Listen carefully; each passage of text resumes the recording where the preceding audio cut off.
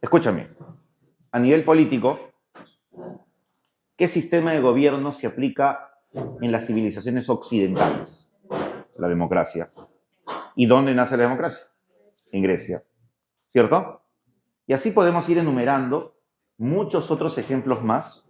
Escúchame, así podemos ir enumerando muchos otros ejemplos más de lo que culturalmente desarrollaron quienes, los griegos, y que siguen influyendo en dónde, en la cultura occidental. ¿De acuerdo? ¿Se entiende la idea, no? Por eso, ¿cómo conocemos a Grecia? Como la cuna de la civilización occidental. ¿Ya? Ahora, podríamos mencionar más ejemplos de esos aportes culturales vigentes hasta ahora. Sí. ¿Ya?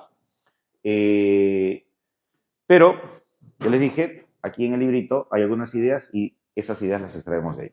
¿Ya? Bien. Ahora, otro punto importante. ¿Dónde se ubica Grecia? Eso no lo voy a poner, solo lo menciono. ¿Dónde se ubica Grecia? Primero, continente. Europa. ¿Qué parte de Europa?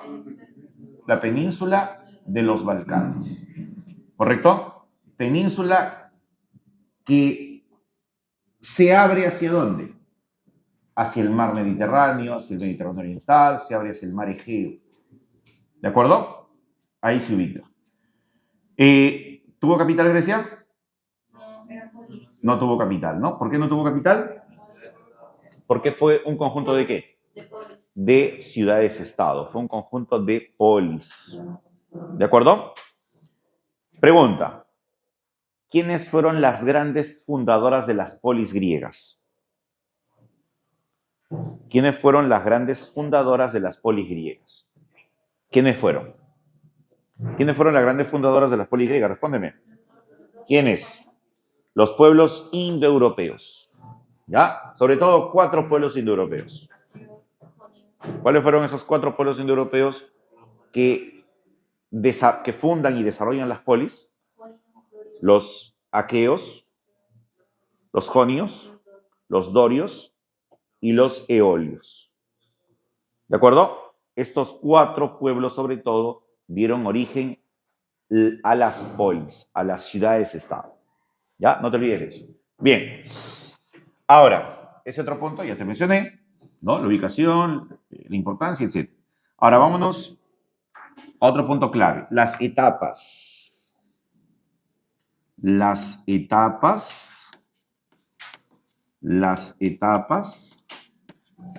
de su historia.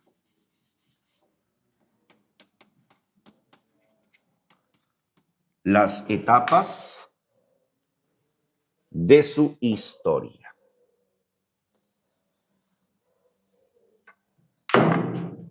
Ya, las etapas de su historia. Atentos, etapas de su historia. ¿Por cuántas etapas atraviesa la Grecia antigua?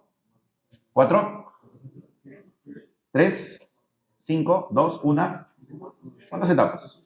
Ya, mira, escúchame. Aquí vas a encontrar, dependiendo del texto que revises, vas a encontrar varias periodificaciones. Las 2 periodificaciones más comunes, ¿cuáles son? Mira, aquí a modo de borradora. Periodificación 1 o primera. ¿En cuántas etapas se divide Grecia bajo la periodificación, la primera periodificación? En 3 etapas. ¿Ya? ¿Cuáles son esas 3 etapas? ¿Cuáles son? La primera etapa es la denominada etapa prehelénica. Prehelénica. ¿De acuerdo? ¿La segunda etapa cuál es? ¿Cuál sería la segunda etapa? Prehelénica. Helénica. ¿Ya? Helénica. ¿Y la tercera cuál es? Ya puede ser, pero el nombre preciso es helenística. Helenística. ¿Ya? Esa es una de las periodificaciones que existen para hablar de las etapas de la Grecia antigua. Prehelénica, helénica y helenística. ¿Ya? Esa es la periodificación primera. La periodificación segunda es aquella que divide la historia griega en cuántas etapas. ¿En cuántas? En 6 etapas. 6. Yo creo que esta es la que hemos trabajado más aquí en clase. ¿Eh? ¿Cuáles son esas 6 etapas? ¿Cuáles son? Primera etapa. Primera, la Grecia cretense. Segunda etapa, la Grecia micénica. Tercera etapa, la Grecia oscura. Cuarta etapa, la Grecia arcaica. Quinta etapa, la Grecia clásica. Y sexta etapa, helenística o macedónica. ¿Ya? O macedónica. Cualquiera de estas dos periodificaciones son válidas. Pero esta, digamos que es la que nos permite ver con mayor amplitud el desarrollo de la Grecia antigua, ¿no? ¿Ya? Ojo, hay otras periodificaciones más, ¿ya? Pero ingresar a ese punto ya sería un poco profundizar en el tema, y la idea de nuestras clases es hacer un breve resumen de lo más importante de cada uno de estos temas, entendiendo cuál es nuestro propósito, ¿no? ¿Cuál es nuestro propósito? Examen de admisión. Tú no eres historiador o estás preparándote para ser historiador, para ser investigador, ¿no? Para ser un especialista en historia antigua. De repente a futuro, ¿no? Pero por ahora creo que no. ¿Ya? Bien. Por lo pronto nos interesa esto. Ahora, esta es la etapa. En tu librito, ¿cuál de las dos está? La segunda. ¿Ya? Entonces vamos a hacer un resumen rapidito de esta P2. ¿De acuerdo? O sea, periodificación 2. ¿Ya? Bien. Entonces, ponemos ahí etapas de su historia. Primera etapa, la etapa cretense. Etapa cretense, ¿correcto? Bien.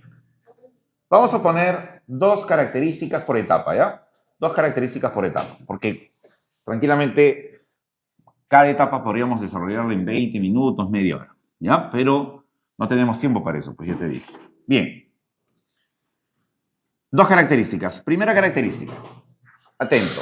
Atento a esto, importantísimo. ¿Qué caracteriza la etapa cretense? Primero, su ubicación. ¿Dónde se ubicaron? En la isla de Creta. ¿De acuerdo? De ahí que viene el nombre de etapa cretense. Ojo, a la etapa cretense también se la denomina etapa minoica. ¿Por qué se la denomina minoica? Por el rey Minos, el rey legendario de la isla de Creta. Entonces, ponemos aquí ubicación en la isla de Creta. ¿De acuerdo? Y siguiente característica, importante. Creta, al ser una isla y ser un terreno bastante accidentado, rocoso, fue un espacio geográfico en donde carecía, ¿qué cosa? La tierra fértil. Por lo tanto, los cretenses tuvieron que buscar su subsistencia ¿en dónde? En el mar. Razón por la cual su economía, la administración de su estado, gira en torno al control del mar. O sea, en otras palabras, es un estado marítimo. ¿Cómo se le denomina a los estados marítimos? Se les denomina talasocracias. Entonces ponemos ahí un estado marítimo, un estado tala, correcto. Un estado talasocrático. Talasocrático. ¿Y qué es un estado talasocrático? Un estado marítimo. ¿Correcto? Bien. Hay más características de la etapa cretense. Te menciono una más, ¿ya? Solo lo menciono. Por ejemplo, ¿cómo se llega a saber de la existencia de esta etapa de la historia griega? Porque estas etapas eran desconocidas en la historia griega. Entonces, cuando, imagínate, ¿no? Retrocedemos el tiempo hace 100 años atrás, 100, 150 años atrás. Imagínate una escuela de los años 1900 o fines de los 1800. Y el profesor hacía el tema Grecia. Cuando se abordaba el tema Grecia, se iban de frente a qué etapa. Cuando se abordaba el tema Grecia, se iban de frente a qué etapa. A la etapa clásica, a la Grecia clásica. Por ahí sus antecedentes. no se abordaban estos temas. ¿Por qué no se abordaban? Porque no se conocía, pues. No se habían dado los descubrimientos de Creta, de Micenas, ¿me entienden? Entonces, la Grecia, la historia de Grecia básicamente era esto. Esto no se conocía. Fines del siglo XIX, inicio del siglo XX, ya se van a empezar a ejecutar estos descubrimientos, se van a empezar a dar estos descubrimientos arqueológicos que van a visibilizar que Grecia tuvo momentos anteriores.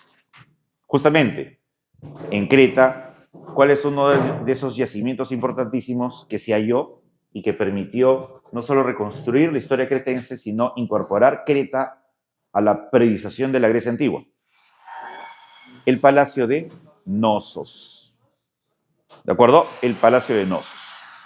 Y en ese palacio hay mucha cultura, mucho arte, hay pinturas, hay murales, y esos murales destacan a un personaje en particular. ¿A qué personaje en particular destacan? A el Minotauro. Y de ahí que se tejerán pues historias, mitos, etcétera, etcétera. ¿Ya? Entonces, eso es importante también, ¿ah? No te olvides de eso. ¿Cómo llega a su fin la etapa cretense? Claro, aquí llega la primera oleada invasora de indoeuropeos. ¿Quiénes son los primeros indoeuropeos? ¿Quiénes son? Los aqueos. Muy bien. Fin. Invasión aquea. ¿Correcto? Y los aqueos, luego de invadir la isla de Creta, se trasladan ¿a dónde? Invaden Creta, arrasan Creta. ¿Se trasladaron a dónde? Se trasladaron a los Balcanes. Y una vez que se instalan en los Balcanes, los aqueos van a fundar pequeños reinos. Y uno de esos reinos que destaca, ¿cuál será? El reino de Micenas. Y entonces ahí viene ¿qué etapa? La etapa micénica, pues, ¿no? Entonces, punto 2, viene la etapa micénica. Ya en Micenas hay un mayor desarrollo económico. Los micénicos se caracterizaron ¿por qué? Porque hay un despegue del comercio marítimo. Es más, Micenas va a pasar a dominar el mar Egeo. Y no solo dominará el mar Egeo, querrá dominar el mar Negro. Y producto de esas pretensiones de dominar el mar Negro, Micenas se enfrenta ¿contra quiénes? Contra los troyanos. Y es así que estalla la famosa guerra de Troya. ¿De acuerdo? Entonces ponemos aquí expansión comercial. Expansión comercial. Ponemos aquí, dominan. ¿Qué dominan? Dominan. ¿Qué dominan? El mar Egeo. ¿Correcto?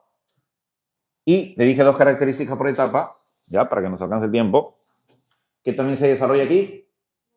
La guerra de Troya. La guerra contra los troyanos. Que es una guerra que se da por motivos amorosos, ¿cierto? ¿Cómo que sí? ¿Motivos amorosos? No, ¿por qué se da? Te estoy explicando. Por el control comercial del Mar Negro. ¿De acuerdo? Sucede que, escúchame, sucede que la etapa micénica también era desconocida, ojo, la etapa micénica también era desconocida. O sea, volviendo al ejemplo que te decía hace un momento, ¿no? Cuando se enseñaba hace mucho tiempo atrás la historia de Grecia, recién partía de aquí. Esto no se conocía. Y si se conocía a través de voces legendarias, versiones legendarias. ¿A través de qué? De la famosa historia de la guerra de Troya que estalla por motivos amorosos, ¿no? ¿Por el rapto de quién? De Helena. ¿Por quién? Por Paris, príncipe troyano, ¿no? Hijo del rey de Troya, Príamo, ¿no? ¿Y quién relata esta historia? Homero, ¿no? ¿En qué obra? En la Ilíada, ¿cierto? Entonces, cuando se hablaba de la guerra de Troya, cuando se hablaba de estos episodios, simplemente se creía que estos episodios eran producto de qué? De la imaginación, ¿no? De las tradiciones orales, de los mitos, etcétera, etcétera. no se consideraba como parte oficial de ¿qué? De la historia griega.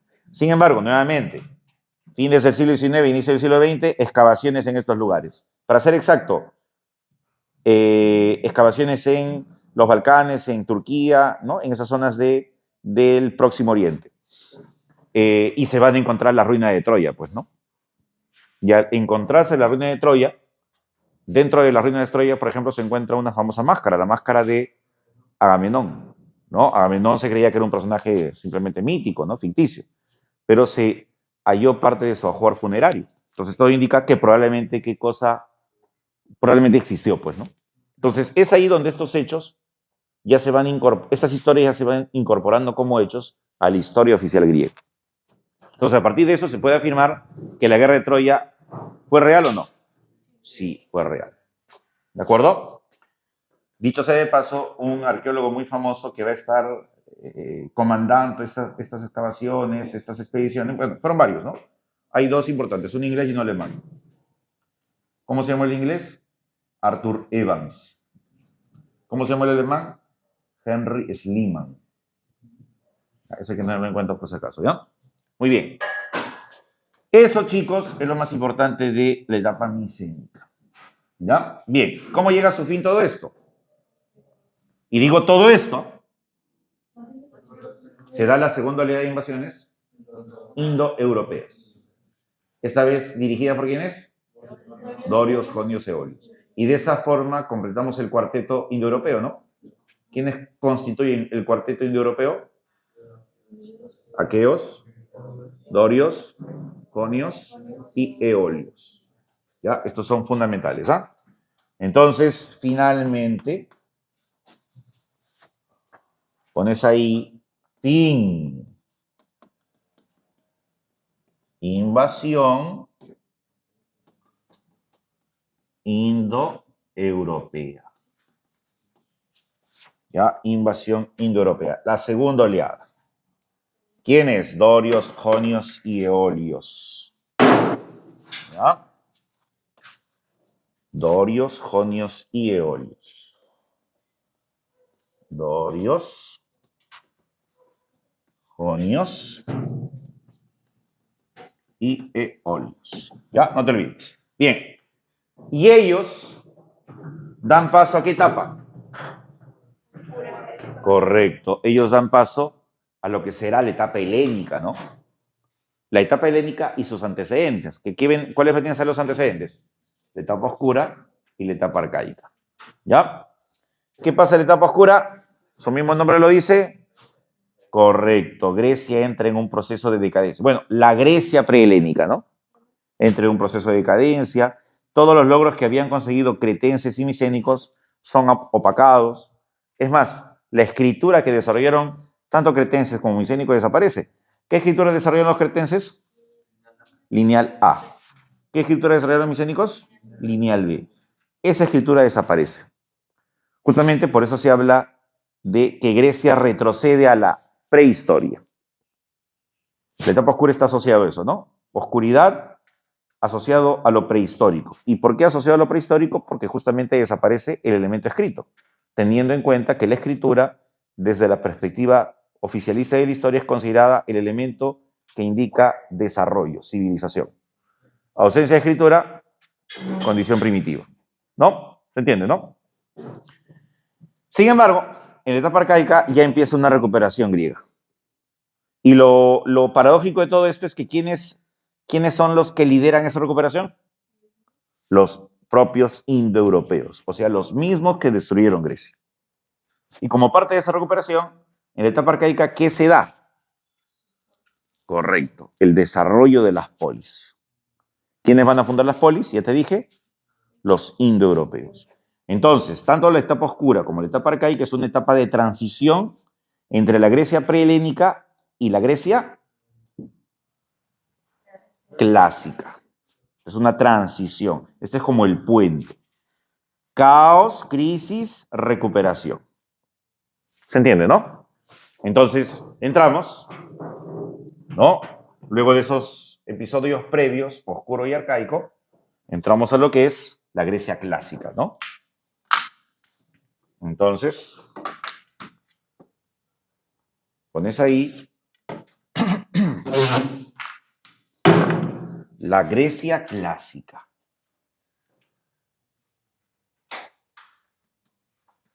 La Grecia clásica.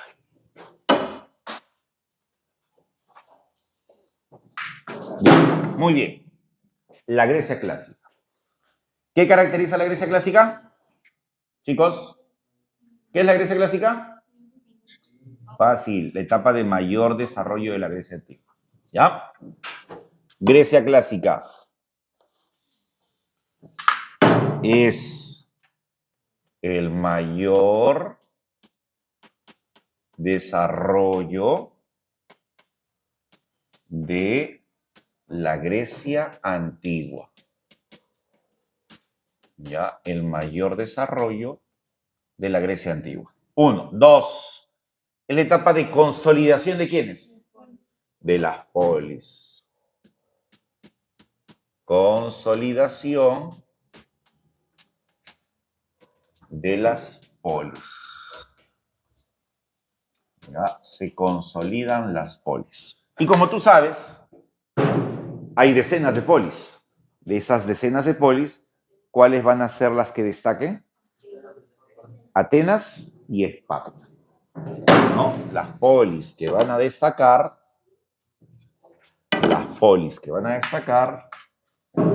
son Atenas y Esparta.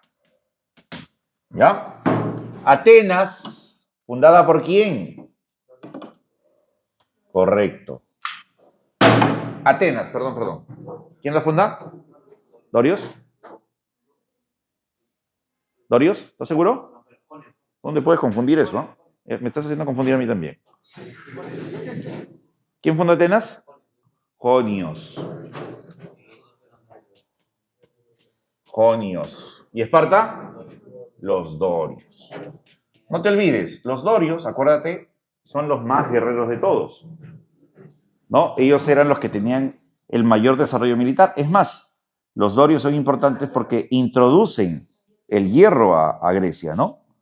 Y como tú recordarás, el hierro es el metal propio de qué tipo de pueblos.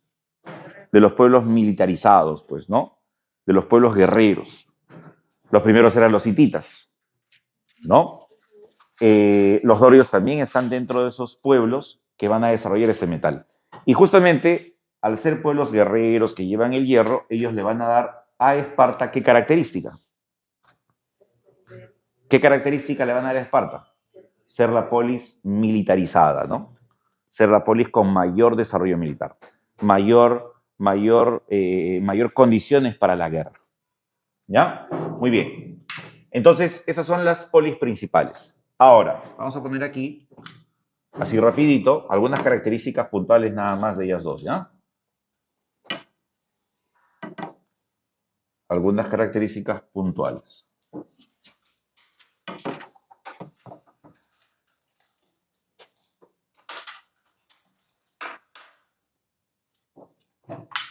Ya, a ver aquí. Atenas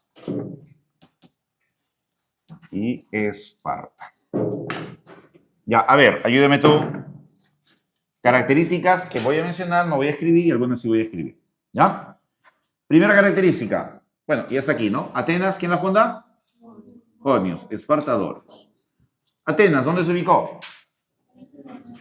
En la península del Ática. Esparta, en la península del Peloponeso. Entonces, Atenas se ubica en la península del Ática. Esparta, península del Peloponeso. ¿Ya? Otra característica importante. Económicamente hablando, ¿Atenas gira en torno a qué? Económicamente hablando, ¿Atenas gira en torno a qué? Gira en torno al comercio, a la navegación.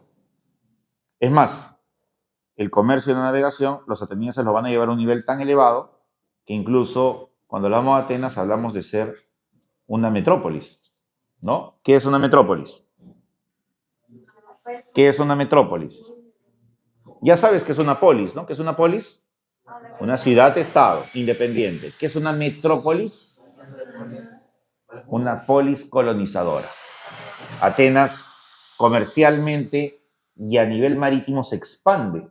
Y dentro de esa expansión, ¿qué va a hacer Atenas? Va a colonizar territorios. Va a colonizar territorios sobre todo ¿dónde? En Asia Menor. ¿De acuerdo? En las riberas del Mediterráneo Oriental. ¿Ya? Ahí colonizará territorios y esas colonizaciones que tendrán los atenienses más adelante será uno de los motivos de por qué está ahí en las rivalidades con quiénes. Con los persas. Que luego desencadenará una guerra. ¿Qué guerra? Las guerras médicas. ¿Ya? No te olvides. Entonces, económicamente hablando, comercio, navegación, colonización, metrópolis. Esparta, económicamente hablando, es una polis agrícola. Porque ellos sí disponían de ¿qué? De suelo fértil en abundancia. Es más, Esparta, precisamente, ¿dónde nace? En un valle. ¿En qué valle? ¿En qué valle? El valle de Laconia o valle de Lacedemonia. ¿Ya? No te olvides. Bien, entonces, básicamente, comercio, ¿ya? Ponemos aquí comercio y navegación. ¿Ya? Y Esparta, agricultura y ganadería. Una economía agropecuaria. Correcto. Ahora, sociedad. ¿Por qué se caracteriza la sociedad ateniense? Bueno, ambas son esclavistas, ¿no? Recuerda que estamos en la época esclavista. ¿Qué esclavismo predominaba en Atenas? Esclavismo particularizado. La propiedad esclava estaba en manos de los ciudadanos. Esparta, esclavismo masificado. La propiedad esclava era ¿de quién? Del Estado.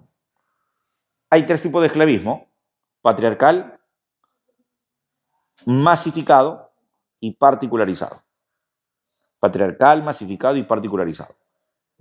Particularizado, propiedad particular, los ciudadanos son propietarios de sus esclavos, pueden comprar o vender esclavos. Esparta, los esclavos le pertenecen a quién? Al Estado. ¿De acuerdo? Bien. ¿Cómo se llaman los esclavos en Atenas? ¿Cómo se les llama a los esclavos en Atenas?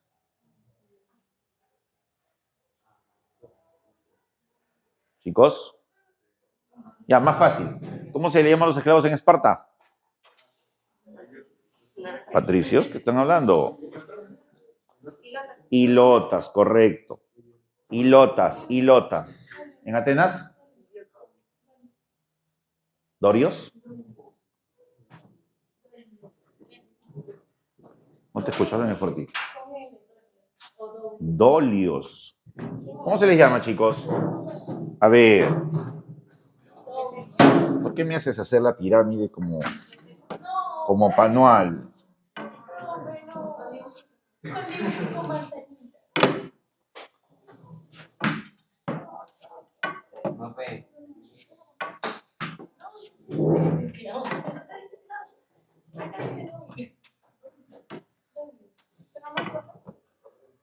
A ver, ahorita lo hago yo, ¿ya? No sé si te escuché bien o no. Ya. Atenas. Ciudadanos en la cúspide. ¿Cómo se les llama? ¿Cómo se les llama? Eupátridas. Muy bien. Que son atenienses, ¿no? Básicamente son atenienses. Extranjeros. No son ni ciudadanos ni esclavos. ¿Cómo se les llama? Metecos. ¿Ya? Esclavos. Doulios. No, tú no dijiste eso. Dolios dijiste. Ya, doulios. Ya, eso es en la antigua Atenas. En Esparta, ¿quién se encuentra arriba? Los espartiatas. Ciudadanos. Extranjeros, periecos.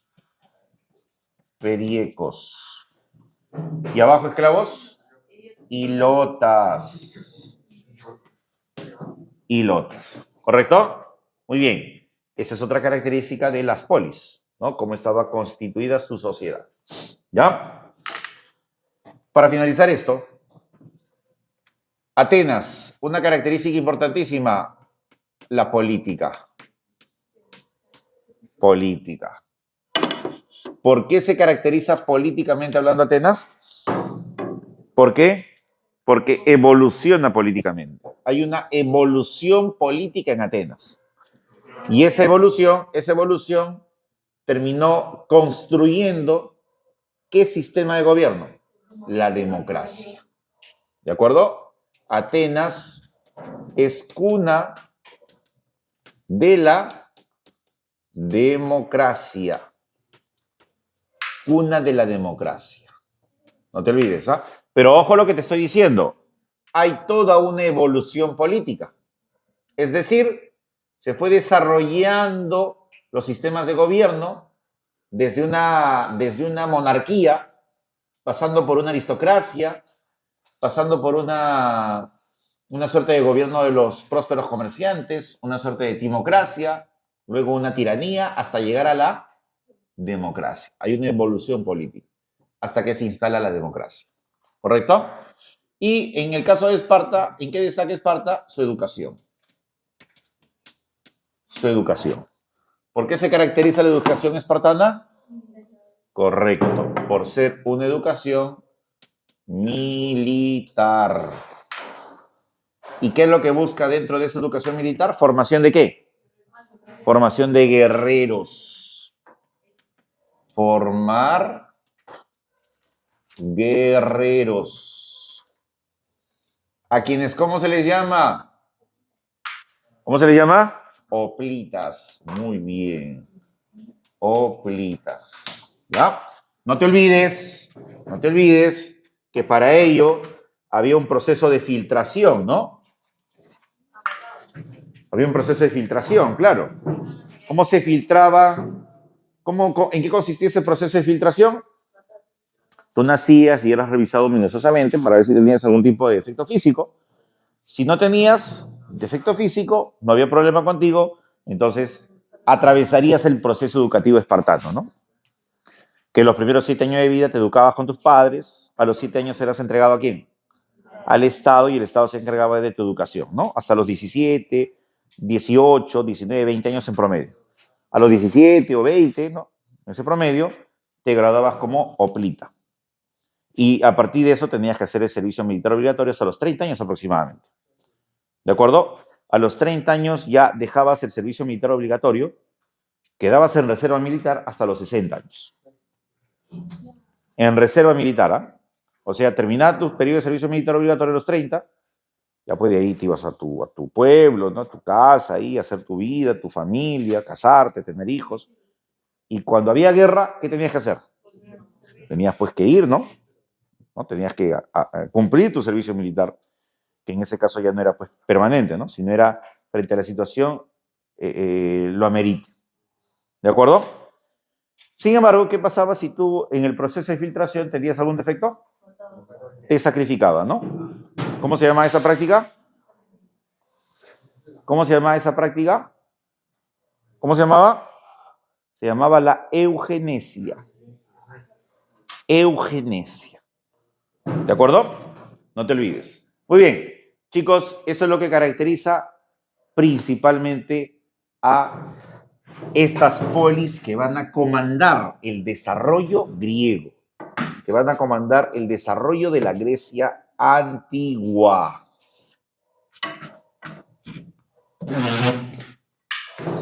¿Ya? Muy bien. Ahora, otro hecho importante que también se da en la época clásica. Estamos en la Grecia clásica. A Grecia le surge una enemiga, le surge una rival. ¿Quién le surge? Los persas. Y los persas y griegos se enfrentan en una guerra muy famosa. ¿Qué guerras? Las guerras médicas. ¿Cuál es una de las causas que desata las guerras médicas? ¿Cuál es una de las causas que desata las guerras médicas? Las pretensiones expansivas ¿de quién?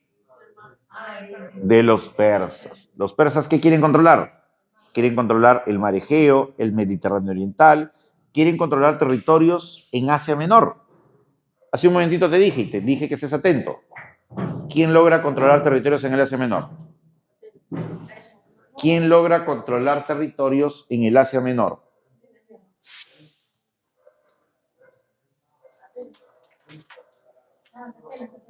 Correcto, Atenas, pues, ¿no? Atenas logra colonizar territorios en el Asia Menor. Te dije hace un momento que Atenas, ¿en qué se convierte?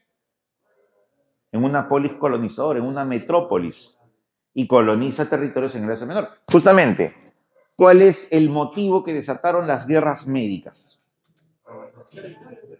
No. Ojo, una cosa son las causas y otra cosa es el hecho. Las causas que desatan las guerras médicas, ya te estoy diciendo. ¿Cuáles son? ¿Cuáles son? Rivalidades comerciales, rivalidades marítimas, rivalidades territoriales. Pero mi pregunta es, ¿cuál es el hecho que desata las guerras médicas? El hecho. El detonante. Justamente la sublevación de una colonia griega en Asia Menor. La sublevación de una colonia ateniense en Asia Menor. ¿Cómo se llama esa colonia ateniense que se subleva en Asia Menor? Justamente contra el ambicionismo persa, la sublevación de Jonia. ¿De acuerdo? La sublevación de Jonia. Vuelvo a repetir, Jonia era una colonia ¿de quién? De Atenas. ¿Y Jonia se subleva contra quién? Contra el expansionismo persa en Asia Menor. Incluso los persas van a acusar a Jonia de incendiar algunas localidades persas. Y los persas, haciendo uso de su derecho a legítima defensa, ¿qué hacen? Responden. Y de esa forma, ¿qué estallan? Las guerras médicas. Pero en realidad ese hecho, más que una causa, ¿qué fue?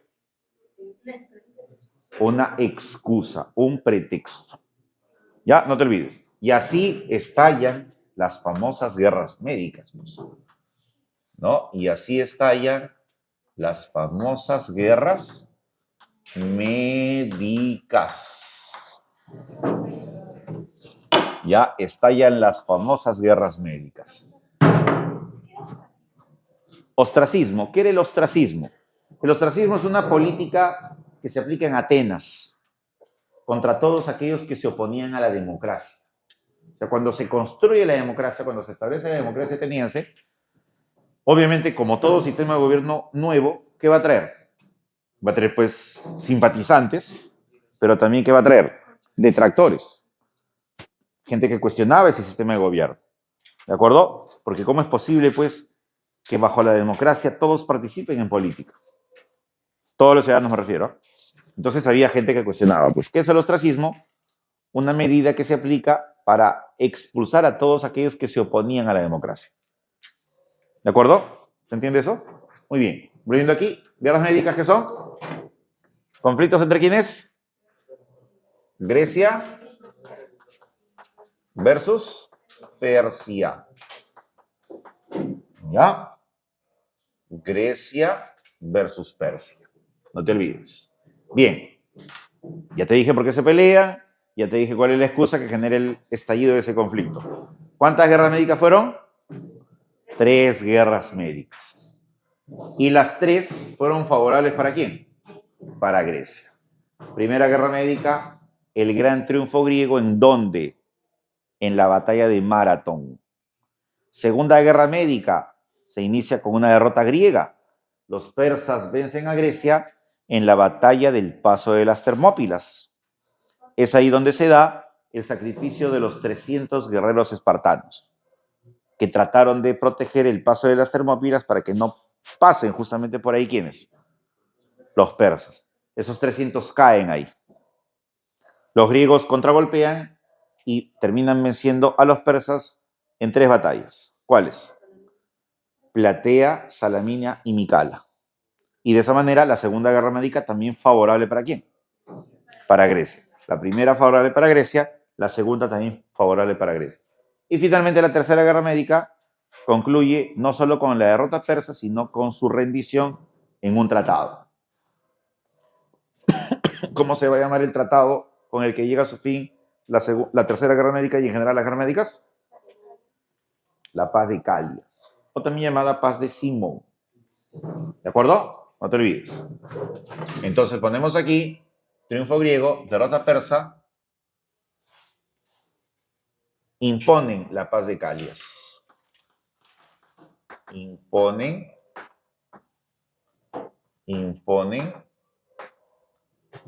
la paz de Calias. ¿Correcto? O Simón, no te olvides. Bien, pregunta. ¿Cuál es la consecuencia más importante de las guerras médicas? Consecuencia. ¿A qué me refiero con consecuencia? El resultado de la guerra. ¿Cuál es el resultado más importante? El siglo de Pericles. Lo que pasa es que, sentido común, ellas dos son las potencias que se peleaban por el control del mundo, ¿cierto? Ellas dos son las potencias que se pelean por el control del mundo. Bueno, eso del mundo entre comillas, ¿no? Porque no era el mundo en general, ¿no? Cuando yo te hablo control del mundo, me refiero al mundo occidental. ¿Y cuál es el mundo occidental básicamente? La cuenca del Mediterráneo. ¿No? Este es el Mediterráneo. La cuenca del Mediterráneo es Europa, norte de África, Asia Menor. Ese es el mundo de la época. ¿De acuerdo? En ese entonces, pues, no se tiene conocimiento de qué. De que hay América y que en América hay civilizaciones que están prosperando ¿no? De manera independiente, ¿no? Dicho sea de paso, paralelamente a Grecia, ¿qué pasaba en los Andes? En los Andes peruanos, centrales. ¿Tahuantinsuyo? No. ¿Qué pasaba? Esto fue una vez pregunta de admisión en la uni. Uni. ¿Cuándo se desarrolla Grecia cronológicamente hablando? ¿Cuándo? ¿Ya más o menos? ¿Hasta cuándo? No, ya está bien. Pero lo que tú dices es desde el inicio, pues, ¿no? Estamos ahorita en la Grecia clásica. La Grecia clásica más o menos, ¿en qué periodo se da? La Grecia clásica más o menos comienza el siglo VI, V antes de Cristo. ¿De acuerdo? Siglo VI, V antes de Cristo. Hasta más o menos el siglo II antes de Cristo. Es más, ¿la guerra médica cuándo se dieron? Las guerras médicas más o menos se dan entre el 500 y el 450 a.C. Ya 500, 450 a.C. ¿Qué pasaba en los Andes? En ese contexto se daba el formativo andino. Para ser exacto, ¿qué época del formativo andino? Porque el formativo andino tiene tres momentos: inferior, medio y superior. Se desarrolla el formativo medio. ¿Quién florece en el formativo medio? ¿Quién florece en el formativo medio? Chicos, acuérdate de tu clase formativo.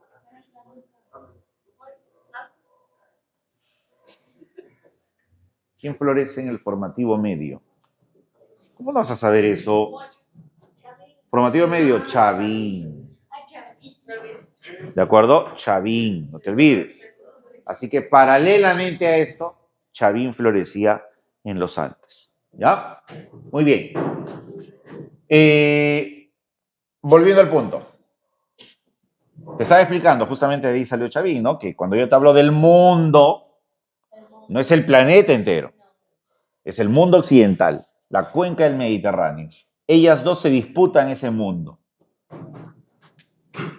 Ella queda solita, ya no tiene rival, ella queda solita. Ella, al quedar solita, pasa a dominar el mundo. Es la potencia de la época. ¿De acuerdo? Justamente, al quedar solita dominando el mundo, al ser la potencia de la época, va a venir su época dorada, su época de oro, su esplendor. ¿Cómo se llamó esa época dorada? Correcto. A eso se le denomina el siglo de Pericles. A eso se le denomina el siglo de Pericles. Siglo de Pericles. ¿Correcto? Bien. ¿Qué es el siglo de Pericles? La época de oro. La época de oro de las artes, letras y ciencias griegas. ¿De acuerdo? Es aquí en donde Grecia destaca en qué. Artes. ¿En qué va a destacar? Artes. Arquitectura. Escultura. Por ejemplo, arquitectónicamente hablando, escucha, a nivel arquitectónico se construyen, se ejecutan construcciones emblemáticas. ¿Cuál es una de las construcciones más emblemáticas? El Partenón. ¿De acuerdo? Que dicho sea de paso, se va a edificar ¿bajo qué estilo arquitectónico? Bajo el estilo dórico. Hay tres estilos arquitectónicos. ¿Cuáles son? Dímelo, tres estilos arquitectónicos. Dórico, jónico, corinto. No, eso es posterior, ¿ah? El estilo gótico es posterior. Escucha, de estos tres estilos, ¿cuál va a caracterizar al Partenón? El estilo dórico. No te olvides, ¿ah? Muy bien. Escultura. Destacan importantes escultores como Polícleto, Fidias, Mirón. ¿De acuerdo? Y ellos van a esculpir importantes obras, ¿no? Como el Discóbolo, por ejemplo. ¿Ya? Y no solo eso. La escultura va a servir también como ¿qué? La escultura va a servir como un mecanismo de difusión de los patrones y estereotipos culturales que tenían los griegos sobre la belleza del hombre, ¿no? Y según los griegos, ¿cuál era el principal elemento para valorar en la belleza humana? La simetría corporal. El equilibrio, la simetría, ¿no? ¿De acuerdo? Bien, no te olvides. Entonces, artes, letras, filosofía, literatura, historia, oratoria, teatro. ¿De acuerdo? Ciencias, ¿en qué destacan? Ciencias, matemáticas. ¿Qué más? Medicina. Cultura general, padre de la medicina. Heródoto. ¿Qué hablas? Hipócrates. ¿Ya? ¿Qué más? ¿Qué más? Adicionales. El deporte, ¿qué hacen? Los Juegos Olímpicos. ¿Ya? Adicionalmente, ¿en qué también destacan? La religión.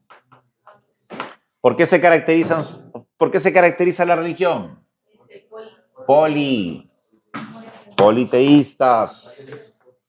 Claro, varios dioses. Y también dioses humanizados, o sea, dioses antropomorfos.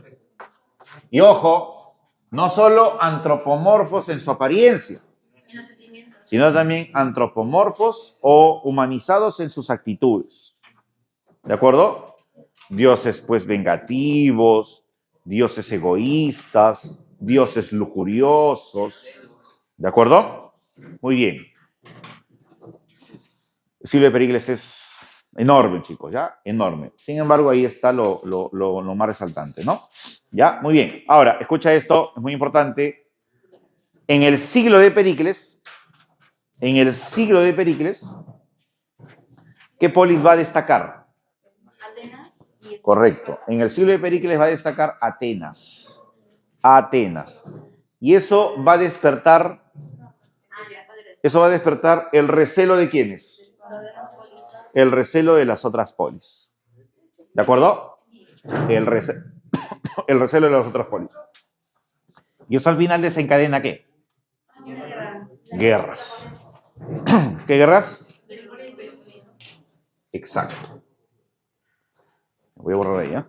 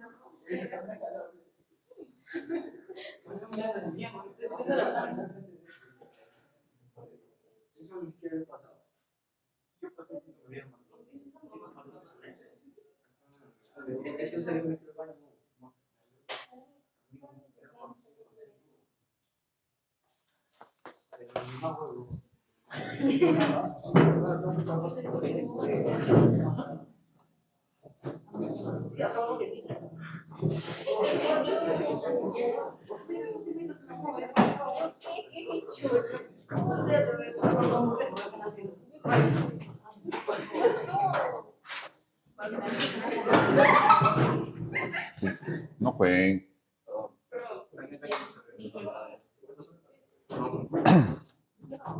Ya, a ver.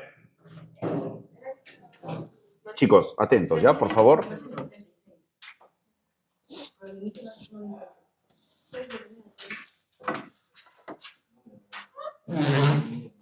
Ya. Entramos a la recta final de este punto. Atentos. Atentos. Ya.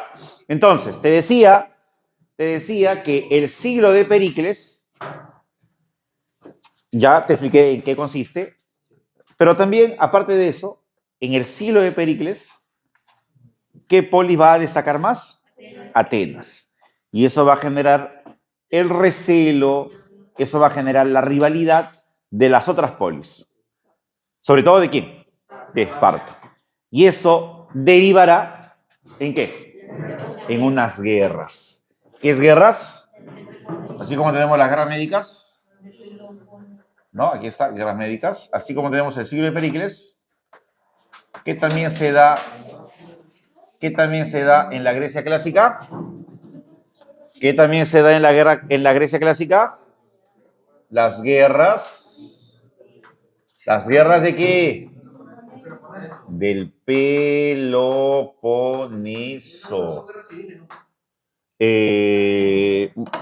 Guerras civiles. No tanto, ¿ah? ¿Qué es una guerra civil? ¿Qué es una guerra civil? Claro, una guerra civil es cuando dentro de un territorio, ¿no? Dentro de un país, de una sociedad, de una nación, qué sé yo, se forman sectores polarizados y esos sectores polarizados se enfrentan, ¿no? ¿De acuerdo? Esos sectores polarizados pueden ser sectores populares. Pueblo A, pueblo B se enfrentan, ¿no? Las guerras del Peloponeso son guerras civiles, no tanto así. Son más guerras entre polis. Recuerda que aquí hablamos de polis. ¿Y cada polis era como qué? Cada polis era como un país, ¿no? Es un estado independiente, pues es una ciudad-estado. ¿De acuerdo? Entonces, las guerras del Peloponeso son guerras básicamente entre estados. Entre estados que, ¿qué es lo que quieren? ¿Qué es lo que quieren? que es lo que quieren el protagonismo en el mundo griego. ¿De acuerdo? ¿Quién tenía el protagonismo en el mundo griego? Atenas. ¿Quién querrá arrebatarle ese protagonismo? Esparta. Entonces, guerras del Peloponeso vienen a ser conflictos entre griegos. ¿De acuerdo? Conflictos entre griegos. Para ser exacto, ¿quién se pelea aquí? Esparta. Esparta. ¿Versus quién? Versus Atenas. ¿Ya? Esparta versus Atenas. Ahora, ojo aquí. Ojo aquí. Esparta, a su vez, tenía sus aliados. ¿Quiénes eran sus aliados? Es más, esos aliados formaban un bando conocido como la Liga del Peloponeso. ¿Ya? La Liga del Peloponeso. La Liga del Peloponeso. Y Atenas no se queda atrás. Tenía sus aliados. La Liga de Delos. ¿De acuerdo? Y ojo, por ahí alguien lo dijo, profesor, no se olvide que también Esparta tenía otra aliada, los persas. Pero profesor, los persas no habían sido derrotados en las guerras médicas, sí. Sin embargo, no habían sido liquidados. O sea, los persas fueron derrotados, sí. ¿Qué hicieron los persas? Se replegaron. Y durante un tiempo empezaron a recuperarse, a reestructurarse, y no abandonaron jamás la idea de ¿qué? De devolverle el golpe a quiénes, a los griegos. Pero sobre todo ¿a quién? A Atenas. ¿De acuerdo? Porque Atenas había sido la gran beneficiada de las guerras médicas. Atenas había sido la protagonista en las guerras médicas. Y ella fue la que al final se quedó con la hegemonía griega. ¿Entienden? Entonces, esta era la oportunidad para los griegos en vengarse de quiénes. Perdón, esta era la oportunidad para los persas en vengarse de quiénes.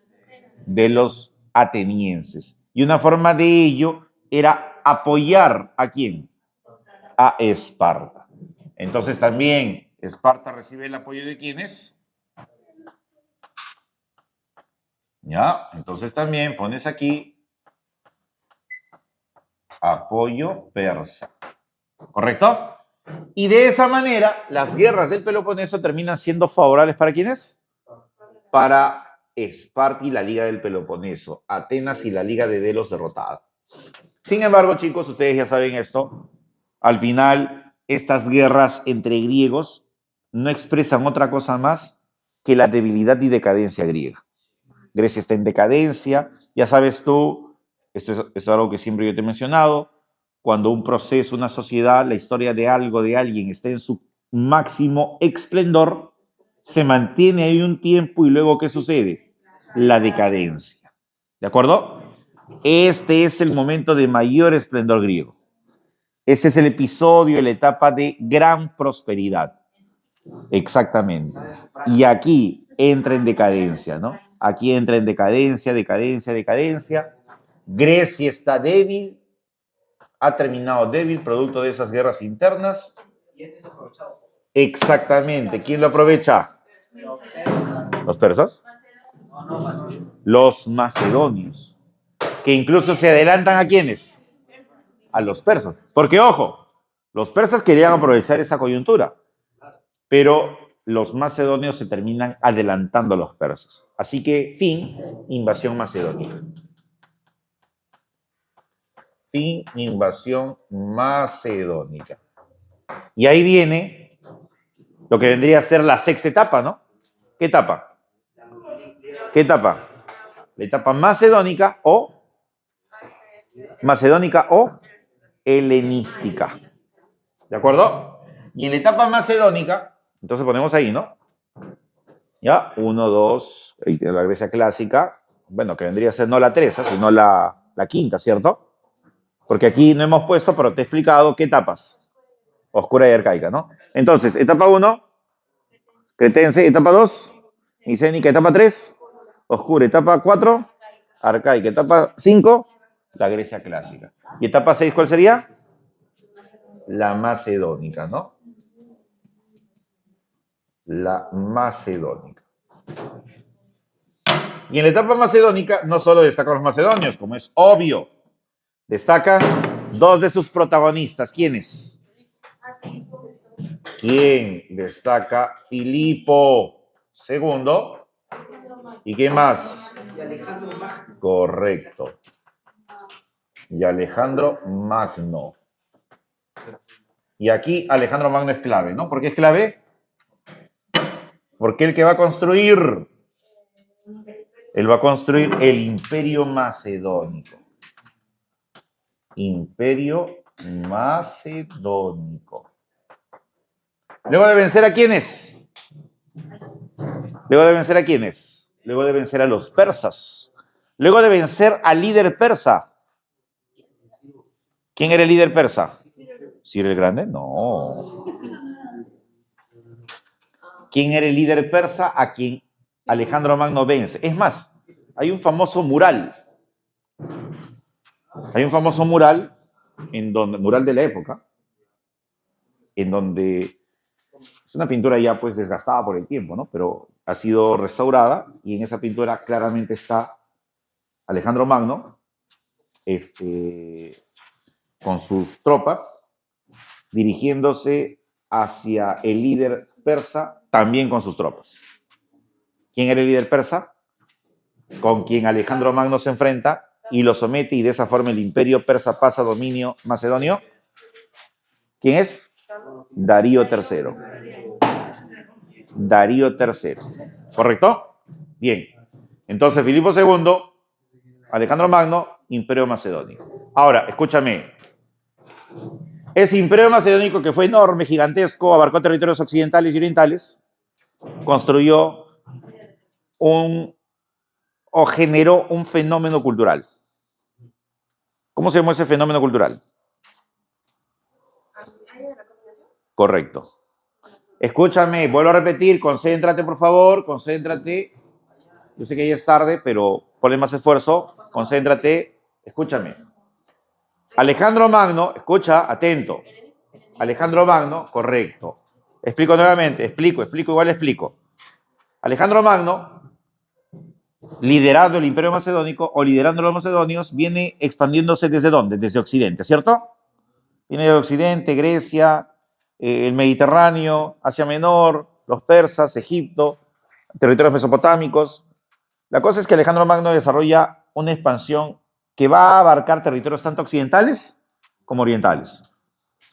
Y en ese imperio gigantesco que es el Imperio Macedónico, que aglutina territorios occidentales y orientales, ahí se va a dar un fenómeno cultural, en donde estas dos culturas se van a fusionar, se van a mezclar.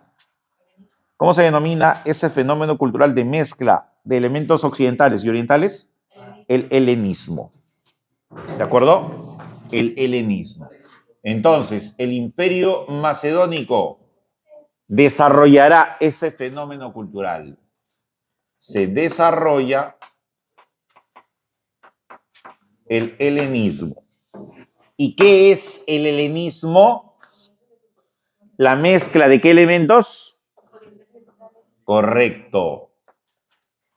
La cultura, ¿qué cultura? Occidental. ¿Más qué? Más la cultura oriental. Más la cultura oriental. ¿De acuerdo? Ese es el helenismo. El helenismo se mantuvo en tanto Alejandro Magno estuvo con vida. Cuando murió. A su muerte, ¿qué pasa? El Imperio Macedónico se fragmenta en pedazos. ¿Producto de qué se fragmenta en pedazos? Producto de las ambiciones de sus generales. Razón por la cual una de las hipótesis de la muerte de Alejandro Magno, ¿cuál es? Que sus propios hombres de confianza lo asesinan. Porque repartirse el imperio. Una de las hipótesis, ¿no, profesor? ¿Qué otra hipótesis hay? La otra hipótesis es aquella en donde se dice que Alejandro Magno, producto de sus campañas en territorios alejados de Oriente, contrae enfermedades que lo terminan matando, ¿no? ¿De acuerdo? Bien. Hay varias hipótesis, ¿no? Hay varias versiones. Pero lo que sí es cierto es que a su muerte, ¿qué pasó? Sus generales se quedaron con su imperio, ¿no? Ahí destacará pues su general, por ejemplo, Antígono, su general Antípatro, Seleuco, Ptolomeo. Uno de los que más va a destacar es Ptolomeo, ¿no? Que se queda con qué territorios? Con los territorios egipcios, y de este general surgirá en Egipto la famosa dinastía ptolomeica, ¿de acuerdo? Y de la dinastía ptolomeica surgirá una famosa mujer, Cleopatra VII, ¿no? ¿De acuerdo? Que intentará forjar alianza ¿con quién? Con los romanos, ¿de acuerdo? Y producto de esas alianzas que intenta forjar con los romanos, es que tendrá vínculos sentimentales ¿con quién? Con Julio César, coqueteará por ahí con Craso, con Octavio también, ¿no? Con Marco Antonio finalmente se casa, ¿no? ¿De acuerdo? Con él finalmente se casa, ¿no? ¿Ya? Muy bien. Y se dice pues que era una mujer bella, hermosa, ¿no? ¿De acuerdo? Y se dice, es más, que cuál era una de las rutinas para mantener su belleza. ¿Cuál era? ¿Cuál era? Para que tú lo practiques. Tú, señorita, para que practiques eso. Ah, dicen que se bañaba en leche, ¿no? Claro, claro. ¿Cómo leche de qué? ¿Qué están hablando, chicos? ¿Qué pasó? Se fueron de avance ustedes, ¿no? Ya. ¿Alguna pregunta hasta ahí? Chicos, ¿se entendió? Muy bien. Rapidito, ¿ya? Tenemos poco tiempo. Nos queda exactamente media hora, ¿ya? Ya. Roma. Roma. Vamos a procurar hacer Roma aquí nada más, ¿ya?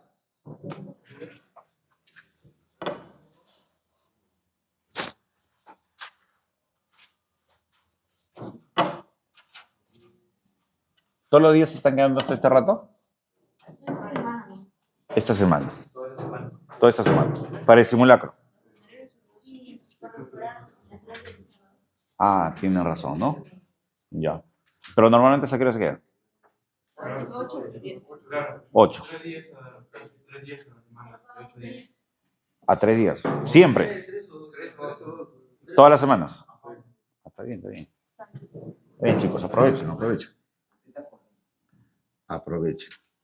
Solo espero que ingreses nada más. ¿Cómo? Claro, claro, todo es posible, chicos. Todo es posible. ¿Ya?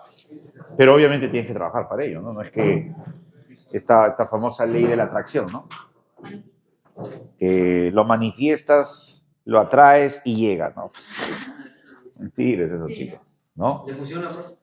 No, justamente por eso digo que es mentira. Ya, a ver, Roma. Roma es la síntesis del mundo esclavista, ¿no? Roma es la síntesis, salud, del mundo antiguo. Todo el mundo antiguo, ¿dónde se sintetiza? En Roma.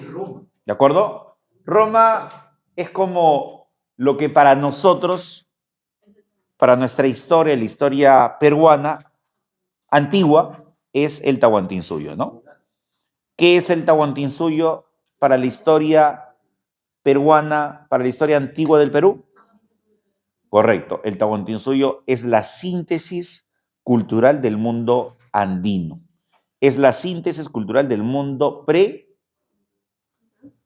pre-inca, prehispánico. ¿De acuerdo? En los incas se sintetiza todo. En los incas se sintetiza desde los primeros hombres que pisaron los Andes hasta las sociedades del segundo desarrollo regional. ¿Entiende? Eso mismo, pero claro, a nivel macro, ¿fueron quiénes? Los romanos, pues, ¿no? A nivel macro, ¿no? Mientras que los incas abarcaron ¿cuántos países de la actualidad? 6 países de la actualidad, ¿no? Colombia, Ecuador, Perú, Bolivia, Chile, Argentina.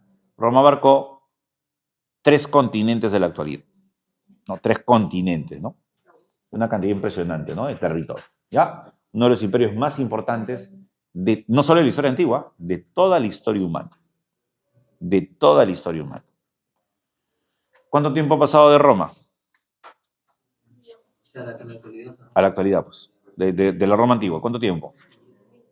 ¿3.000 años? No. Del año en el que Roma cae, que es el 476 después de Cristo, han pasado pues poco más de 1.500 años, ¿no? 1.500 años, imagínate. Vamos a ser poquito. ¿No? ¿Poquito comparado con qué? No, pues claro, ¿no? Claro, pues ya eso es cierto, pues no, con la historia, incluso ese tiempo no es nada comparado a la historia pues de la Tierra, ¿no? Del universo, ¿no? Pero estamos hablando pues en términos cronológicos humanos, ¿no? Claro, ¿no? Ya, muy bien. Sencillo, Roma en su historia tiene 3 momentos, ¿no? 3 etapas. ¿Cuáles son? Monarquía, república e imperio. ¿Ya? Muy bien. ¿Dónde se ubicó Roma? Península Itálica, la cual queda ¿en qué continente? Al sur de Europa Central, en la península Itálica, para ser exacto, en un valle. En un valle. El valle de Lacio. Valle formado por ¿qué río? Río Tíber. ¿Ya? Entonces pones ahí península Itálica. ¿De acuerdo? Península Itálica. ¿Ya? Para ser exacto, en el Valle de Lacio, formado por el río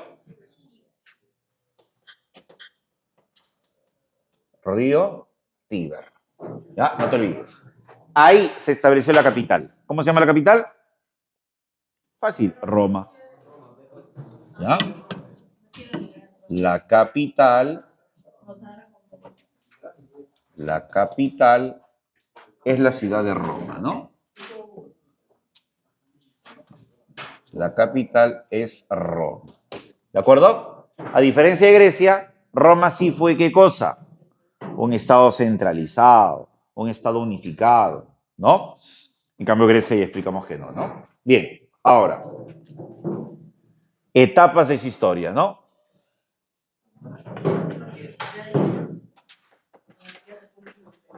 Etapas de su historia. ¿Ya?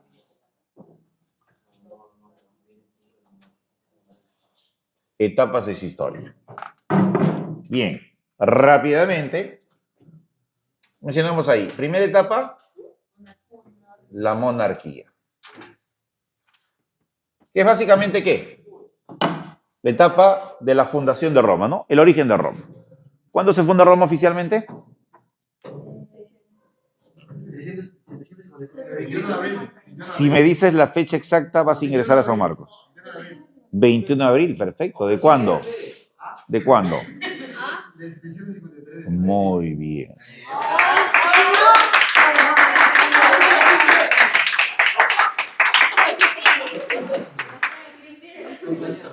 ¿Cuándo se funda Roma? El 21 de abril del 753 antes de Cristo. No, antes de Cristo. Antes de Cristo. 21 de abril del 753 antes de Cristo. ¿De acuerdo? Bien. Atento, atento, escucha. Entonces, ¿qué será la monarquía? El origen de Roma, la fundación, ya te dije cuándo. 1, 2. ¿Por qué será la monarquía? Porque es la etapa de los reyes de Roma. Y en ese sentido, destacan 2 dinastías. La dinastía de los latinos, el pueblo que funda Roma, y la dinastía etrusca. El pueblo que llega posteriormente al Valle del Lacio. ¿De acuerdo? ¿Se entiende? El pueblo que llega posteriormente. Ahora, estos son los... Ahora, recordando, ¿no? ¿Quiénes son los reyes latinos? ¿O cuántos son? 4. Rómulo, Numa Pompilio, Tulio Hostilio y Anco Marcio. ¿Quiénes son los reyes etruscos? 3. Tarquino el Antiguo, Servio Tulio, Tarquino el Soberbio. ¿Correcto? Eso es lo que destaca la etapa monárquica. Ya, si tú quieres amplías esto un poquito más, cada uno de estos reyes ejecutó ciertas obras, impulsó ciertas políticas, etcétera, etcétera, ¿no? De estos 7 reyes, el más importante, ¿quién es? Rómulo. ¿Por qué es el más importante? Porque se le atribuye la fundación de Roma y él se le atribuye la creación de él. A él se le atribuye la fundación de Roma y a él se le atribuye la creación del Senado. ¿De acuerdo? Rómulo. No te olvides, atentos. ¿Ya? Entonces, eso es lo que caracteriza a la monarquía, ¿no? Aquí hablamos de 2 dinastías. Dinastía latina y dinastía, muy bien, etrusca. ¿Ya? Muy bien, chicos. ¿Ya? Eso lo menciono nada más. República. Punto 2. La república. La etapa republicana es la etapa de mayor densidad en la historia romana. ¿De acuerdo? Es la etapa más compleja de la historia romana. Primera característica, escúchame, primera característica. En la república, la sociedad romana se organiza con una clase poderosa dominante, una clase, por decirlo así, media, aspiracionista y una clase baja, ¿no? ¿Quién es la clase dominante? Los patricios, los ciudadanos, que descienden de ¿quiénes? De los latinos, los fundadores de Roma. Esa clase media, aspiracionista, desciende de ¿quiénes? De los etruscos. ¿Quiénes son? Los plebeyos. ¿Y en la base quiénes están? Los esclavos. ¿De acuerdo? Los esclavos. ¿Qué tipo de esclavismo predominó en la antigua Roma? El esclavismo particularizado. Los esclavos son propiedad de los ciudadanos, principalmente. ¿De acuerdo? Entonces, primera característica. Segunda característica, los patricios, que es la clase dominante, van a garantizarse el dominio sobre Roma, gobernando Roma a través de ¿qué? Concéntrate en lo que hablo. Los patricios van a asegurar su posición de clase dominante, gobernando Roma a través de ¿qué? A través de instituciones. En ese sentido, ¿cuál es la institución de mayor poder? El Senado. ¿De acuerdo? Pero no solamente el Senado, también de qué otra manera van a gobernar los patricios. A través de las asambleas populares. ¿No? Ahí están los comicios. ¿De acuerdo? Y también de qué otra manera van a gobernar los patricios. A través de las magistraturas. ¿De acuerdo? Algunas magistraturas. El cónsul, el pretor, el censor, el cuestor, el edil, entre otros. De estos 5, ¿quién es el más importante? El cónsul. Él es el magistrado más importante. Es más, el cónsul es la autoridad política más importante de la República. ¿Cómo que, profe? ¿No es el Senado? Sí, pero por eso te digo, siempre atento a lo que yo te digo. El Senado es la institución de gobierno más importante. Institución. ¿El cónsul qué es? La autoridad más importante. Entonces, el Senado es la institución más importante, el cónsul es la autoridad más importante. ¿De acuerdo? Luego estaba el pretor que se encargaba de ¿qué? De administrar justicia. Luego estaba el censor que se encargaba de ¿qué? Censos. Los censos poblacionales. Y también censura las malas conductas de los habitantes de Roma. Ese es el censor. Cuestor, cuentas. Correcto, la recaudación tributaria, los gastos, los ingresos, egresos. Edil, administra la ciudad como el alcalde de la ciudad. ¿Ya? Entonces, esa es otra característica de la república. Otra característica de la república.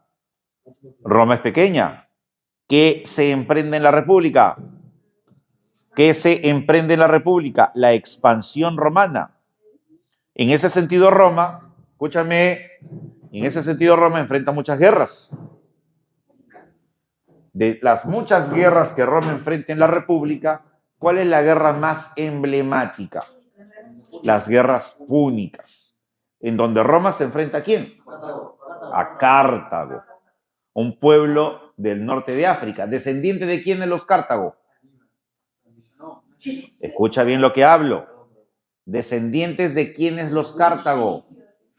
Descendientes de los fenicios. ¿De acuerdo? Y los fenicios, como tú recordarás, en la antigüedad fue uno de los pueblos más prósperos comercialmente hablando. ¿Quiénes descienden de los fenicios? Los cartagineses. Y como tal, Cartago llegó a dominar ¿qué? El mar Mediterráneo. Justamente, ¿por qué se da la guerra contra Roma? Por el mar Mediterráneo. ¿Quién querrá controlar el mar Mediterráneo? ¿Quién? Cartago. Perdón, ¿quién querrá... No me contagies, ¿estás cuenta cómo me contagias? ¿Quién querrá dominar el mar Mediterráneo? Roma. Cartago lo tiene. Roma quiere arrebatarlo. Y eso desatan las guerras púnicas. ¿De acuerdo? ¿Quién sale vencedor en esas guerras púnicas? Roma. En consecuencia, Roma pasa a dominar el Mediterráneo. ¿Ya? Bien. Entonces vamos poniendo esos detalles aquí, ¿ya? Así, resumido, ya resumido. Súper archi resumido. La República, entonces, ¿qué caracteriza a la República? Primero, ¿dominio de quiénes? ¿Dominio de quiénes? Patricio. Segundo, ¿cómo gobiernan los patricios? ¿Cómo dominan? Control de instituciones. Control de instituciones. ¿De acuerdo? ¿Cuáles son esas instituciones? El Senado, los comicios, ¿no? O asambleas populares. Las asambleas populares, básicamente son la asamblea de ciudadanos, ¿no? Y las magistraturas. ¿Cuál es considerada la más importante de todas? El Senado. Magistratura, el Senado. El cónsul. ¿Qué te expliqué eso? Y lo otro, ¿qué más se da en la República? La expansión romana.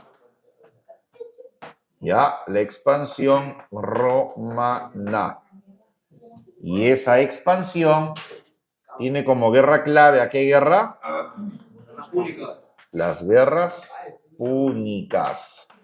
Se le llama púnicas, ¿por qué? Porque a los cártagos se les conocía como punis también. ¿De acuerdo? Punis. No te olvides. Ojo, y aquí viene algo importantísimo. Este es uno de los episodios más importantes de la República Romana. ¿Cuál es ese episodio? Las luchas sociales. ¿Los levantamientos de quiénes? ¿Los levantamientos de quiénes? De los plebeyos. ¿En su necesidad de qué? De acceder a derechos, de acceder a beneficios, a reivindicaciones. Entonces, es aquí donde estallan las luchas sociales. ¿De acuerdo?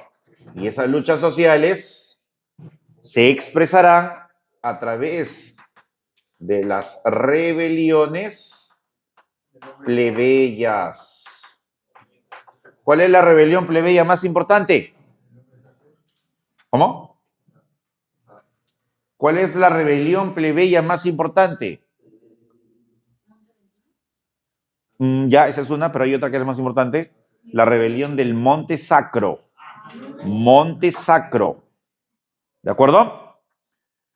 Y esa rebelión, la rebelión del Monte Sacro, les permite a los plebeyos acceder a ciertos derechos, a ciertas reivindicaciones.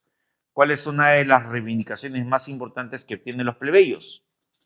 La ley de las 12 tablas. ¿Qué establece la ley de las 12 tablas? Joshua, ¿qué establece la ley de las 12 tablas? Yo me he dicho que historia es facilito para ti. La igualdad civil y jurídica entre patricios y plebeyos. Eso establece la ley de las 12 tablas. Pero no es la única. Está, por ejemplo, la ley Canuleya. ¿Qué establece? La ley Canuleya establece la posibilidad de matrimonio entre ¿quiénes? Patricios y plebeyos. La ley Licinia. La ley Licinia, los plebeyos podrán acceder al consulado. ¿De acuerdo? O sea, mira, el cónsul, que era la principal magistratura, que estaba monopolizado por el patricio, ahora ¿quién podrá acceder a ella? El plebeyo. Entonces, de esa manera, veremos cómo la plebe va ascendiendo. Pero ojo, no cualquier plebeyo, los plebeyos ricos, los plebeyos adinerados. Es más, se va a formar una élite plebeya rica. ¿Cómo se le va a llamar a ellos? Los ecuestres. Los ecuestres. Los ecuestres es la élite plebeya. Exactamente. Ecuestres, así como suena, ecuestres. Monte Sacro. Sacro. ¿De acuerdo? Muy bien. Entonces, esas rebeliones plebeyas, vuelvo a repetir, ¿qué le permitirán al plebeyo? ¿Acceder a qué? Correcto. Acceder a derechos. No te olvides. ¿Ah? Sin embargo, escúchame, hay un punto en donde los plebeyos, ¿no?, que ya han ascendido, han subido, están casi a la par que ¿quiénes? Que los patricios, ya no querrán más derechos. ¿Qué querrán? Correcto, querrán el poder. Querrán dominar Roma, ser la clase dominante. Y eso, obviamente, los patricios no están dispuestos a ceder. ¿Qué estallará a raíz de eso?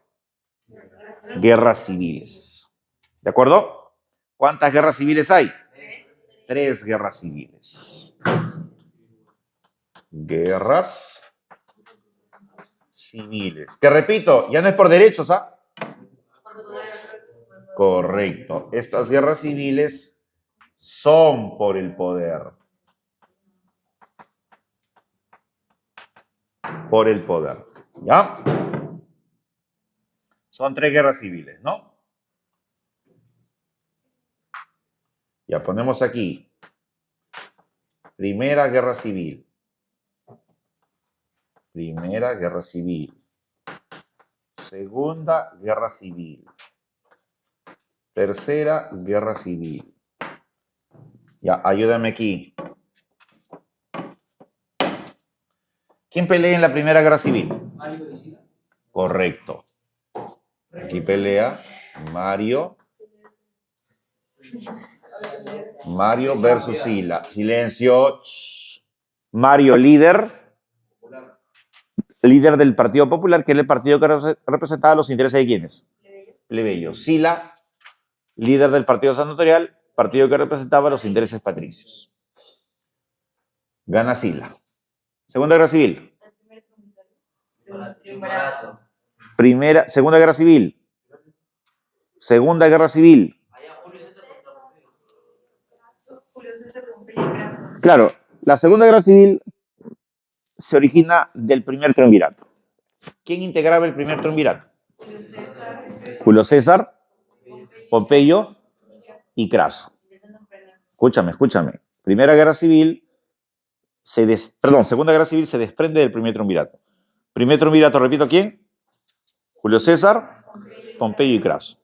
Craso muere en una campaña militar en Asia contra los partos. Así que básicamente la pelea por el poder se va a dar entre ¿quién? Julio César y Pompeyo. ¿Ya? Entonces aquí, Julio César versus Pompeyo. Correcto. ¿Aquí se impone quién? Julio César. ¿Ya? Aquí estamos poniendo quiénes ganan, ¿ah? ¿Ya? Sin embargo, al final, por gusto, gana Julio César, prácticamente porque lo terminan asesinando a Julio César. ¿Ya? Bien. ¿Y la tercera guerra civil sabe entre quién? La tercera guerra civil se desprende del segundo triunvirato. ¿Quiénes integran el segundo triunvirato? Correcto. Lépido, Octavio y Marco Antonio. Entre estos tres, ¿quiénes se van a definir el poder? Correcto. Marco Antonio versus quién? ¿Versus quién? Octavio. Marco Antonio, ya te lo expliqué hace un ratito, ¿eh? Te dije así a grosso modo. Correcto. Marco Antonio es quien termina aliándose estratégicamente ¿con quién? Con Cleopatra VII. Exactamente. Así que Marco Antonio y Cleopatra desarrollan un plan, un proyecto que atentaba contra los intereses romanos, atentaba contra la élite patricia. ¿En qué consistía básicamente ese plan entre Marco Antonio y Cleopatra? Trasladar la sede de poder de Roma a Egipto. ¿De acuerdo? Y eso obviamente iba a desplazar a la élite romana. Por eso los patricios conspiran contra esa alianza de Marco Antonio y Cleopatra. Y para conspirar contra esa alianza se van a aliar ¿a quién? A Octavio. Le van a dar todas las facilidades a Octavio, todo el apoyo necesario, y de esa manera Octavio organiza campañas militares hacia Egipto, se enfrenta a Marco Antonio y a Cleopatra y los derrota en la famosa batalla de Actium. Y de esa forma Octavio se impone, Marco Antonio derrotado. Octavio retorna a Roma y le dan todo el poder. ¿En qué se convierte? En emperador. ¿Y así que se inicia? Correcto. Y así se inicia el imperio. ¿De acuerdo? El imperio. Ahora, ¿qué viene a ser el imperio? Chicos, ¿qué viene a ser el imperio? El episodio de mayor prosperidad de la antigua Roma. El episodio en donde Roma ¿qué alcanza? Todo su apogeo, todo su esplendor. Ahora, el imperio se divide en dos. Correcto. 3.1. El Alto Imperio o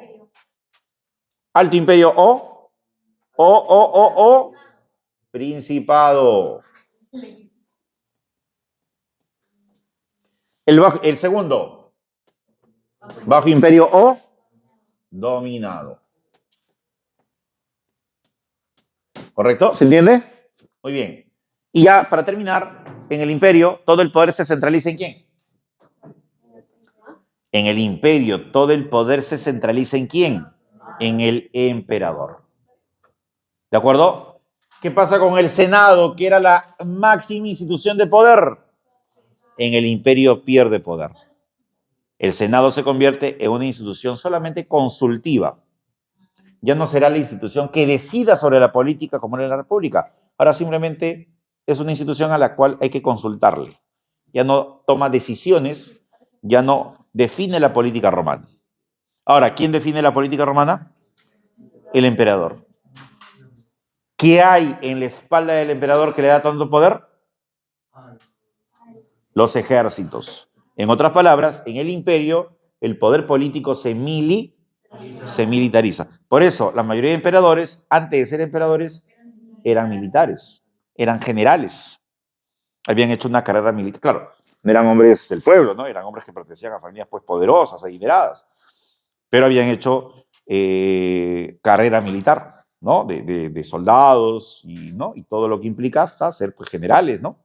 Y eso les permitía tener detrás de él una espalda militar, una espalda de soldados, de ejércitos que respalden justamente su ascenso al poder, ¿no? ¿Ya? Entonces el poder político se militariza. Ahora, en el Principado vemos el apogeo cultural, en el Dominado la decadencia. ¿Qué va a llevar a Roma a su decadencia? Problemas internos, pugnas por el poder, debilidad económica a raíz de tantas guerras, rebeliones esclavas. Es más, escúchame, justamente en el contexto de las guerras civiles, No, escucha, sobre todo en el contexto de la Segunda Guerra Civil, del primer triunvirato, estallará una de las rebeliones esclavas más fuertes que tuvo Roma. ¿Cómo se llama esa potente rebelión esclava que estalla en este contexto? La rebelión de Espartaco. ¿De acuerdo? Pero aquí habrá muchas más rebeliones, ¿no? Todo eso debilita a Roma. Y a esos problemas internos se le suma un problema externo. ¿Qué problema externo? Los bárbaros. Los bárbaros. ¿Correcto? Bien. Mencionamos aquí emperadores claves, ¿ya? 4-4, ¿ya? Los más importantes. El Principado. Octavio, que ya no es Octavio. ¿Cómo es? César Augusto. ¿De acuerdo? Siguiente emperador importante. Atento, siguiente emperador importante. Tiberio. ¿Ya? Siguiente emperador importante. Vespasiano. Siguiente emperador importante. Trajano. Te dije 4-4, ¿ya? Bien. Atentos. César Augusto. Con César Augusto mencionamos dos cosas claves. ¿Qué se da con César Augusto? El siglo de Augusto. ¿Qué fue el siglo de Augusto? Esplendor cultural romano. Haciendo un símil, el siglo de Augusto sería similar ¿a qué? Al siglo de Pericles. ¿Qué también se da con César Augusto? La Pax Romana.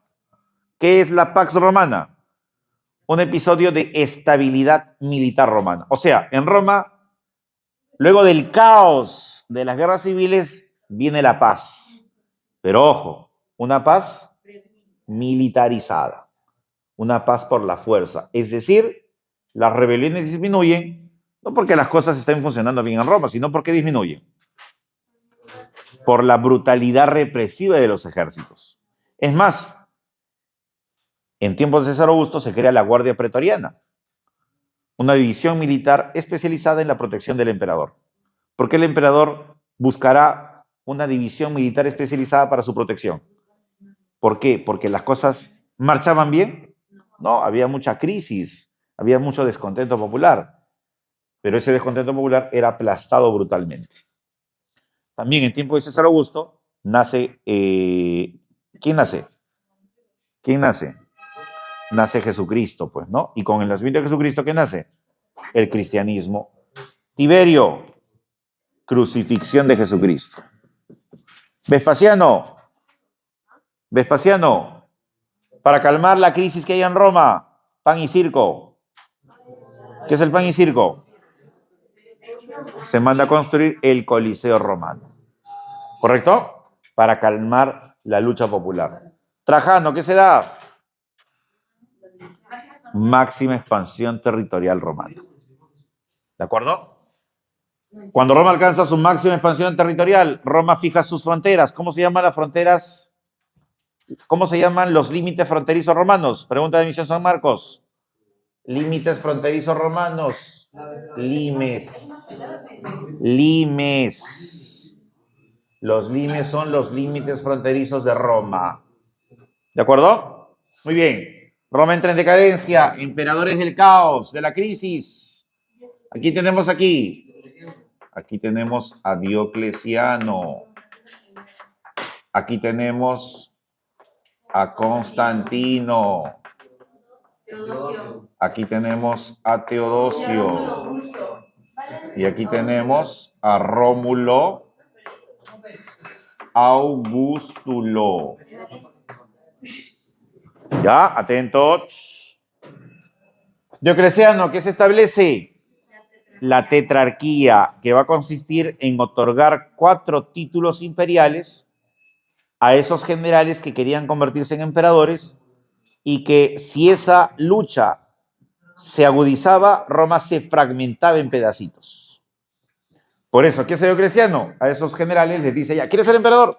Pues ten tu título imperial. Claro, pero sin ser emperador.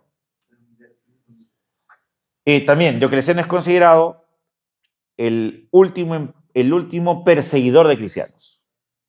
Porque luego de él ya no hay persecuciones a cristianos. Más bien, ¿qué hace Roma? Tolerancia a cristianos. Justamente, ¿qué se hace con Constantino? Escucha. Edicto de Milán. ¿Qué establece el Edicto de Milán? ¿Qué establece el Edicto de Milán? Tolerancia a los cristianos. Ya no hay persecuciones. ¿Qué también se hace con Constantino?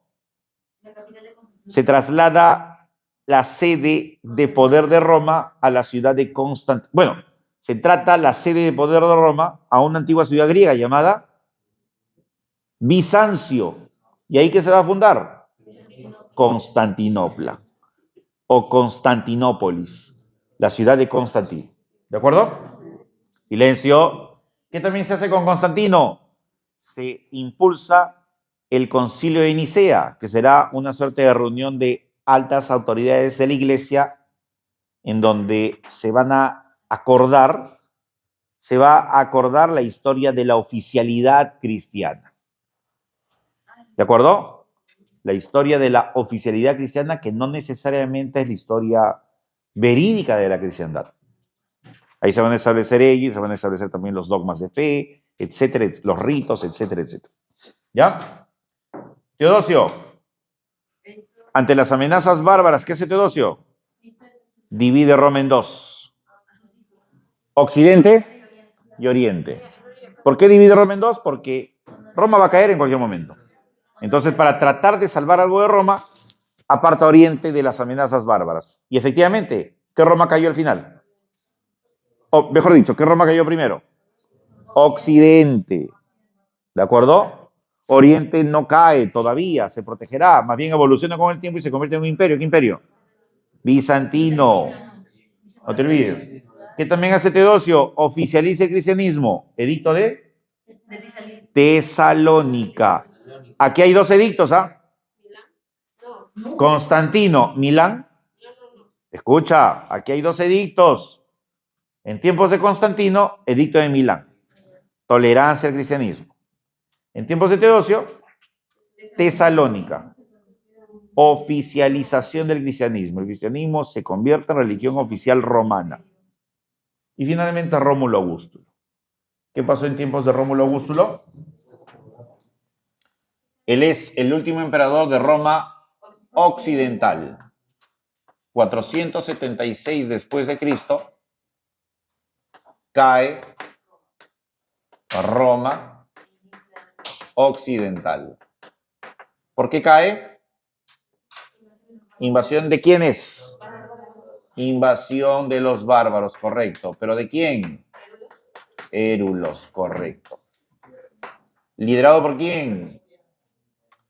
Por Odoacro. ¿Ya? Muy bien, jovencitos. Hemos tratado de correr y cubrir lo más importante. La idea era hacer algunos temas más, pero te das cuenta que es bien complicado, ¿no? Historia es un curso muy amplio, muy denso. ¿Ya? Aquí nos vamos a quedar. Estudien mucho.